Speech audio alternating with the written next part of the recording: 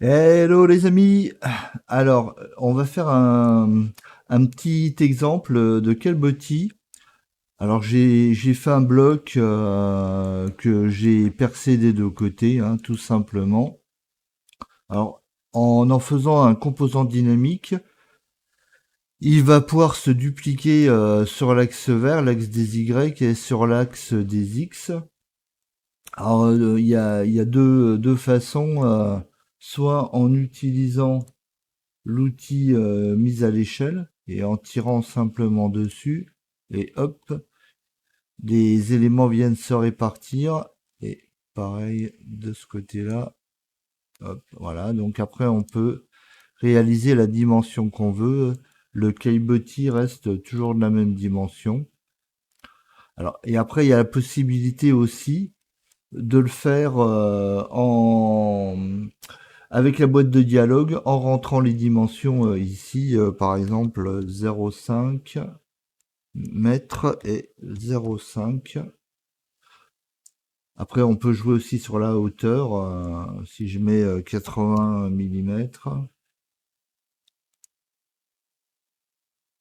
bon, là il fait un petit calcul et hop. Alors je peux mettre aussi un espace entre deux blocs. Si je mets par exemple 10 millimètres, voilà,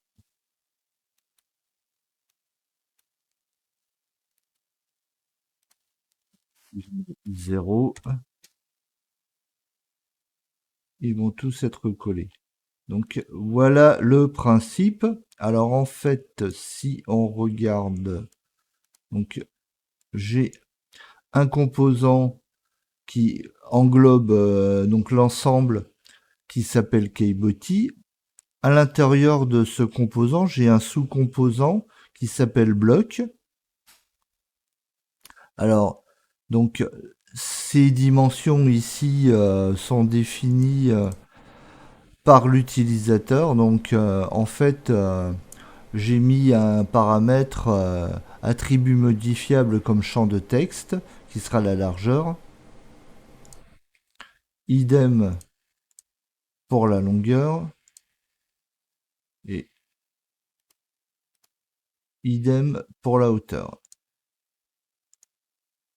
Ensuite, j'ai inséré un scale tool. Donc le scale tool, en fait, il n'est possible que sur l'axe rouge et l'axe vert. J'ai décoché tous les autres axes. Donc en fait, on ne peut jouer sur l'échelle que sur l'axe rouge et l'axe vert. Bon, ça c'est intéressant pour ne pas déformer un composant dynamique dans n'importe quel sens. Alors ensuite, je détermine un nombre de colonnes.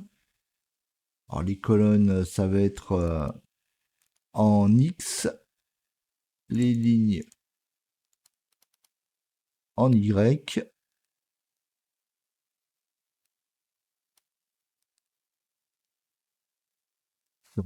Des fonctions. Donc ensuite, je répartis mes colonnes qui ont une petite formule ici, que paille moins mes lignes multipliées par quel body colonne. Idem pour mes lignes.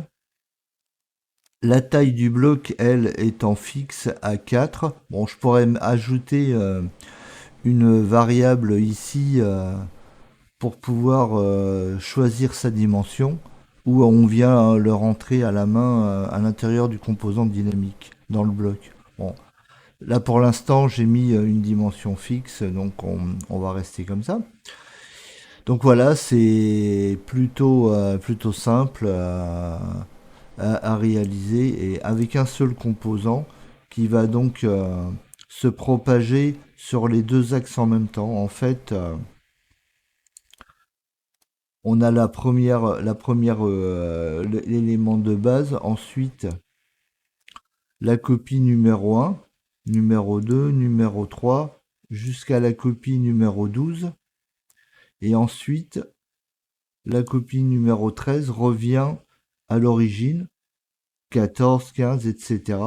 Et donc, ce qui permet de faire une répartition sur deux dimensions, en fait, sur X et Y, avec un seul composant et une seule copie. La copie étant ici. Donc en fait, le nombre de copies, ça va être le nombre de colonnes multiplié par le nombre de lignes moins un, puisque effectivement, la première ligne est déjà existante par le premier composant. Voilà le principe de, d'une diffusion d'un composant sur deux dimensions qui permet de faire très rapidement ce genre de calbotis. Si je viens de tirer dessus, hop,